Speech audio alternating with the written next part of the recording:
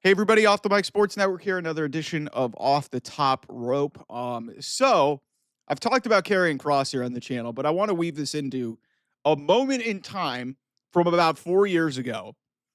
And look at the trajectory of both guys involved in this very big moment in NXT history.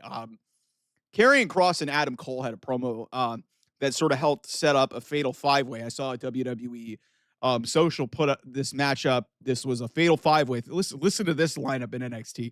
You had Karrion Kross defending the NXT Championship against Pete Dunne, Kyle O'Reilly, Adam Cole, and Johnny Gargano in a fatal five-way.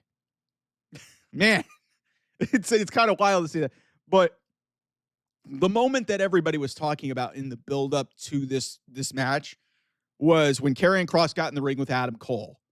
And Karrion Kross got absolutely pantsed on the microphone by Adam Cole. Because Adam Cole basically said, hey, you've been given everything. And you've got the girl, you've got the lights, you've got the cool entrance, you've got all this shit. They put all this stuff around you. They give you the championship. You don't want to know what they do for Adam Cole? They just ring the frickin' bell. And this was right before Adam Cole left WWE and went to AEW. And it's really interesting to look at where both men have gone since this happened 4 years ago. Karrion Kross won that match.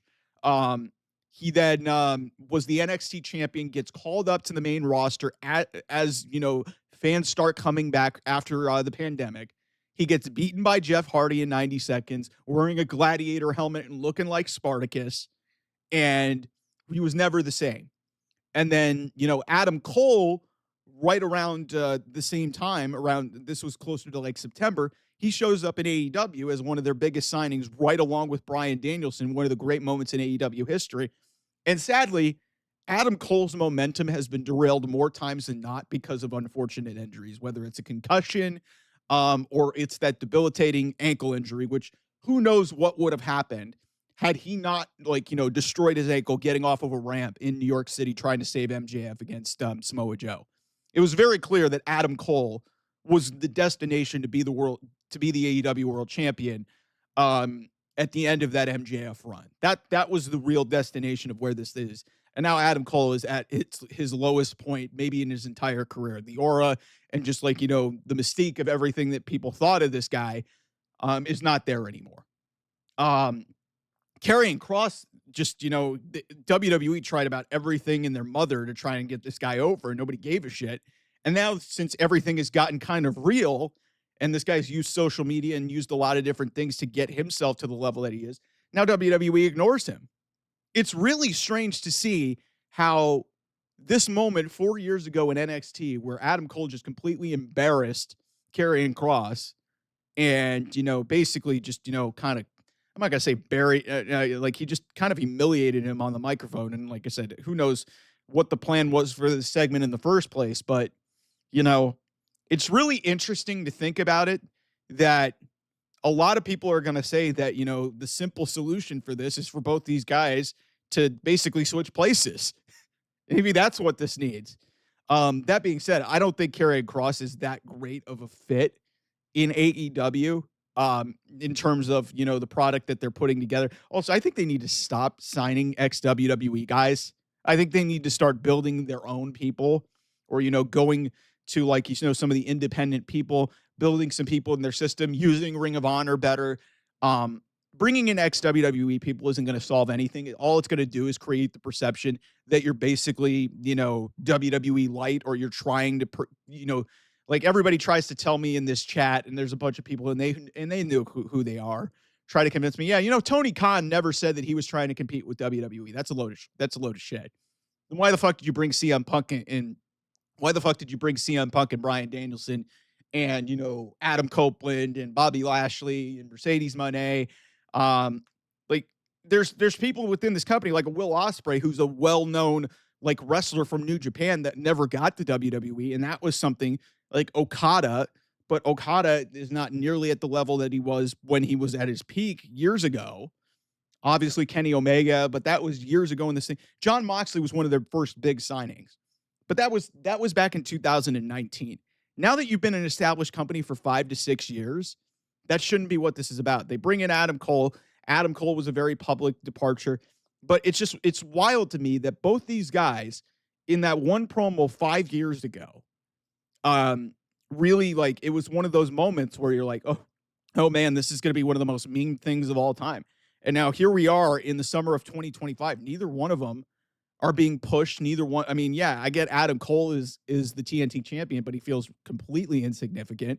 I mean, they bring him out for commentary all the time, and it's just like, it's not the Adam Cole that we knew from back in his days in WWE. Karrion Kross, on the other hand, I don't know what the hell happened. I talked about it here on the channel. It's one of the strangest, you know, situations when it comes to like, person in charge of creative, Triple H, and the audience, and it didn't work for a long time. And now all of a sudden, they've lost interest within creative, and now the audience wants to see him. It's so bizarre to see where Adam Cole and Karrion Kross have gone, and maybe they both need a change of scenery. I don't know.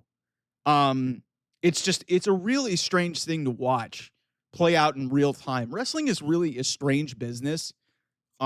Because then you see all of these things that play out in front of your eyes, and you see guys who interacted with each other in one company, and you think to yourself, oh man, that's going to be a moment that we're going to look back on in years. And now here we are 4 years later. Neither one of these guys are in a good spot. Whether it's injuries or whatnot, or poor booking, or lack of connection with the audience. Seriously, it's so strange to me to watch this in real time. So that's a thing that I was thinking about recently, especially with all this Karrion Kross news getting out in the open. Let me know what you guys think about this whole situation. It's really strange. A lot of people, some people in the comments here think Karrion Kross sucks, and then I look at the internet. And I listen to the audience. It's like, oh, people want to see him. I talk to my friends. They're like, man, why the fuck aren't they pushing Kross? It's like, and I have a lot of people who love Adam Cole, and it's just a lot of what the situation with Adam Cole is related to injuries. But man, like they really missed the boat on him a bunch of times. And then obviously, the whole Max thing kind of dragged this thing down. They wanted to finish it.